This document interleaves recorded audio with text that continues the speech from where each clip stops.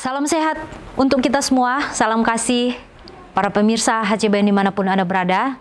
Bersyukur kepada Tuhan bahwasanya Ia baik sampai selama-lamanya. Oleh karena firman Tuhan itu indah, firman Tuhan dapat menuntun perjalanan kehidupan kita, menapaki kehidupan yang begitu banyak tantangan di depan. Biarlah beberapa menit ke depan kita dengan kerendahan hati untuk menerima butiran-butiran benih firman Tuhan melalui firman yang diinspirasikan oleh banyak orang melalui buku Bugar Selamanya yang dituliskan oleh Kayub Kusma. Kita masuk di dalam topik pembahasan dengan perikop kehadiran Tuhan di masa-masa sulit. Firman Tuhan mengatakan di dalam Yesaya 63 ayat 9. Dalam segala kesesakan mereka, bukan seorang duta atau utusan, melainkan Ia sendirilah yang menyelamatkan mereka. Dialah yang menebus mereka dalam kasih-Nya dan belas kasihan-Nya. Ia mengangkat dan menggendong mereka selama zaman dahulu kala. Saat itu bulan Februari 1999. Kaki saya hampir tidak menyentuh trotoar saat saya berjalan. Dengan cepat melintasi kampus menuju mobil saya. Matahari sore bersinar dan angin sejuk yang menerpa wajah saya meningkatkan endorfin saya setinggi-tingginya. Hingga saya ingin berputar, melompat dan berteriak, "Saya hidup!" Untuk pertama kalinya dalam beberapa tahun saya merasa cukup bersemangat untuk mendaftarkan ke program kelas pendidikan lanjutan. 4 tahun sebelumnya, setelah 5 bulan menderita sakit kepala yang tidak biasa, saya menyadari bahwa keteguhan pikiran atas sesuatu hal tidak akan menghilangkan rasa sakit yang membakar itu. Penguntit yang diam dan berbahaya perlahan-lahan merampas kesehatan dan semangat saya untuk hidup. Namun perjalanan tanpa akhir, banyak dokter dan tes kesehatan yang tak terhitungkan jumlahnya tidak membuat saya lega. Seiring berlalunya hari, kekuatan saya berkurang hingga saya hampir terlalu lemah untuk berjalan. Selama bertahun-tahun saya berjuang melawan penyakit menular yang tidak diketahui. Dan sekarang penyakitnya sudah sangat akut. Sehingga usus besar saya penuh dengan potongan-potongan kecil luka dan bisul. Pada salah satu hari tergelap saya menyadari bahwa bahkan kemauan saya untuk hidup pun telah lenyap. Saat air mata keputusasaan membasahi bantal saya, sebuah ayat dalam Yesaya terlintas di benak saya. Dalam segala kesesakan mereka, Dia menderita.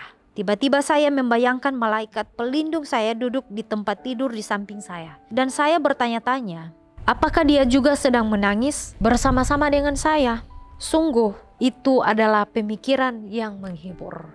Cerita di mana Tuhan memberikan kita inspirasi, bahkan cerita ini pun mungkin terjadi kepada saudara-saudaraku yang ada di rumah. Di mana Tuhan mengizinkan situasi sulit di dalam keluarga. Entah anak-anak kita yang sakit, entah kita yang sakit, yang sementara mengalami penderitaan, sakit penyakit di dalam tubuh jasmani kita. Sementara menjalani pengobatan, sementara diperhadapkan dengan situasi sulit yang tidak bisa kita kontrol dengan kekuatan kita sendiri. Sehingga dalam pekabaran firman Tuhan saat ini menceritakan bahwa situasi seperti ini, semua manusia yang berdosa di atas dunia ini tentunya mengalami hal seperti ini. Keadaan kita yang sekarang, saudara-saudaraku yang ada di rumah yang mengalami hal seperti ini, jangan menyerah dengan situasi sulit seperti ini. Kita pernah mengalami hal seperti yang dirasakan oleh seorang siswa, di mana beberapa tahun sebelum dia disembuhkan oleh Tuhan, dia mengalami hal-hal yang sukar, sehingga penyakit ini merenggut kesehatannya, merenggut semangat hidupnya, merenggut cita-citanya, sehingga semakin lama, semakin dia merasa takut untuk menapaki kehidupan. Untuk bermimpi pun dia merasa takut. Terkadang di dalam situasi kehidupan kita, situasi yang ada di luar kita, bahkan diri kita pun sangat membatasi kita untuk dapat bersemangat, untuk dapat tetap berjuang melewati situasi sulit yang kita alami saat ini. Ada satu kondisi di mana saya juga mengalami hal seperti ini.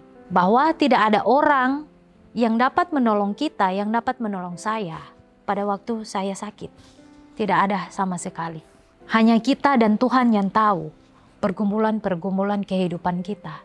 pergumulan kehidupan saudara-saudara. Mungkin saudara-saudara di rumah ada keluarga, ada sanak saudara, ada orang tua, ada kakak beradik. Tetapi mereka kurang peka, kurang peduli dengan keadaan kesakitan kita. Tetapi situasi seperti ini memang Tuhan izinkan agar kita tidak bergantung kepada manusia, tidak bergantung kepada dokter. Mungkin tentunya Tuhan izinkan kita untuk memeriksa kesehatan kita di rumah sakit dan lain sebagainya. Tetapi kita tidak bisa mengendalikan apa yang terjadi di dalam kehidupan kita. Kesakitan, kepahitan hidup, kerugian di dalam pekerjaan, di dalam rumah tangga dan lain sebagainya, konflik di dalam rumah tangga, di tempat kerja, tidak bisa kita kendalikan dan tidak bisa kita kontrol. Selain kita mengontrol diri kita masing-masing. Di luar kendali kita, karena alam semesta, setiap orang memiliki kontrolnya masing-masing, memiliki sistemnya masing-masing. Saya tidak bisa mengontrol orang lain. Saya tidak bisa mengontrol pemikiran orang lain tentang saya. Bahkan saya tidak bisa menghindari situasi seperti ini untuk saya alami. Bahkan yang dikatakan seorang siswa, 4 tahun sebelumnya setelah 5 bulan menderita sakit kepala yang tidak biasa, saya menyadari bahwa keteguhan pikiran atas sesuatu hal tidak akan menghilangkan rasa sakit yang membakar itu. Hari demi hari, penyakit ini menggerogoti usus besarnya, menggerogoti semangat untuk dia hidup. Tetapi mari kita belajar bahwa Tuhan mau kita mengubah mindset, kita mengubah pola pikir ketika Tuhan mengizinkan itu terjadi situasi sepahit, sesulit untuk kita jalani, sepertinya tidak bisa kita mau kendalikan, tidak bisa dapat disembuhkan. Tapi Tuhan mau mengajarkan saya bahwa hanya kuasa Tuhanlah, hanya kita dapat mengandalkan Tuhan di dalam kehidupan kita. Tidak bisa mengandalkan orang lain. Orang lain bisa dapat membantu kita, menolong kita sesuai dengan kapasitas mereka masing-masing. Tetapi kuasa yang lebih besar itu Tuhan berikan di dalam kehidupan kita masing-masing. Kuasa untuk dapat berjuang hidup, kuasa untuk dapat memilih jalan-jalan kehidupan yang lebih benar.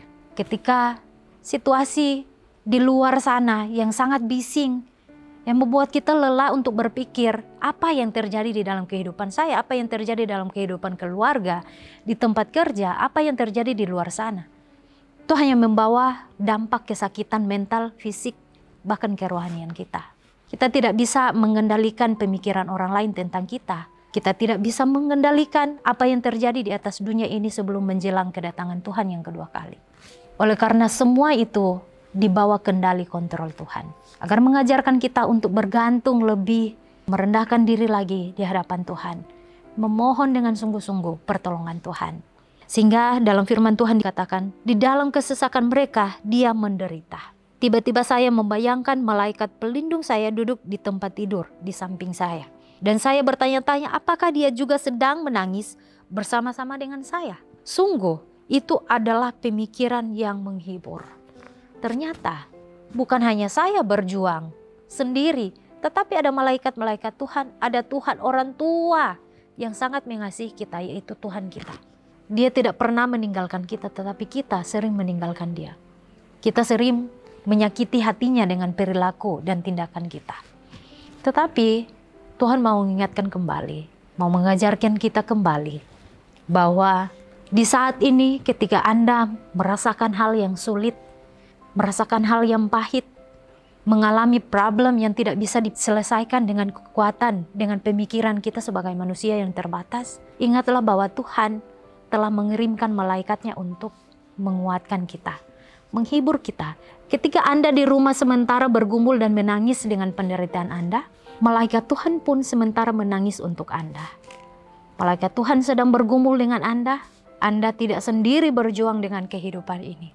Kemudian dalam firman Tuhan dikatakan, saya telah belajar bahwa Tuhan mengizinkan masa-masa sulit untuk menguji keabsahan iman kita. Cara kita bereaksi dalam suatu krisis adalah barometer seberapa besar kita sebenarnya percaya pada Tuhan, memegang kendali dan melakukan apa yang diperlukan untuk membangun karakter yang kuat dalam diri kita. Jadi situasi sulit ini merupakan barometer atau ukuran untuk mendidik kita, membentuk kita sesuai dengan karakter Allah. Di mana Tuhan mengizinkan cawan lebur itu mematikan keegoisan kita, mematikan kepentingan pribadi kita yang selalu hanya memikirkan perkataan orang lain yang dapat menjatuhkan kita dan tidak bisa memberi benefit yang benar di dalam kehidupan kita. Kita tidak bisa mengontrol apa yang terjadi di luar, tapi Tuhan mau mengajar untuk kontrol diri, untuk dapat mengontrol apa yang terjadi di dalam isi hati kita, yang ada di dalam batin kita. Di sini dikatakan bahwa Tuhan memegang kendali dan melakukan apa yang diperlukan untuk membangun karakter yang kuat dalam diri kita. Kondisi tersebut yang melumpuhkan kita bisa menjadi inspirasi untuk penyanyi yang suatu hari nanti akan kita nyanyikan kepada dunia. Kita akan melihat masa-masa lalu kita yang kita berjuang bersama-sama dengan Tuhan. Kita akan bersyukur bahwa ternyata Tuhan tidak pernah meninggalkan kita. Mari kita berjuang bersama dengan Tuhan kita yang selalu senantiasa bersama-sama dengan kita. Mari kita merubah mindset, pola pikir kita bahwa ketika Tuhan mengizinkan itu terjadi di dalam kehidupan kita, bahkan orang-orang sekitar, itu berarti sementara Tuhan mau membentuk kita, di dalam kelemahan kita kuasa Tuhan akan terjadi. Biarlah kita mendoakan orang-orang yang ada di sekitar kita agar mereka juga dapat ditolong oleh Tuhan untuk menjadi umat-umat yang dipersiapkan Tuhan menantikan kedatangan Tuhan. Mereka yang sementara sibuk di tengah-tengah kehidupan yang sibuk, yang membuat mereka untuk melupakan Tuhan, menjauhkan Tuhan, tidak semangat lagi untuk hidup. Biarlah kita bersama-sama mendoakan agar mereka disanggupkan Tuhan untuk menjalani kehidupan ini. Mendoakan mereka agar mereka juga mendapat jalan-jalan yang benar. Bahkan saya selalu difokuskan untuk mendengarkan suara Tuhan yang selalu memberi kebenaran itu, yang selalu menegur dosa-dosa saya untuk tetap fokus kepadanya, kepada karakter Tuhan, kepada firman-Nya di dalam kehidupan ini. Terima kasih Tuhan, karena Engkau memegang kendali dan membangun karakter kami melalui masa-masa sulit. Biarlah masa-masa sulit ini menjadi barometer atau ukuran kita untuk dapat bertumbuh lagi di dalam Tuhan. Melalui kelemahan-kelemahan kita akan dikuatkan. Tetapi biarlah hanya Tuhan yang dapat menyanggupkan kita selama kita hidup di atas dunia ini. Tuhan memberkati, saya bawa di dalam nama Yesus, amin.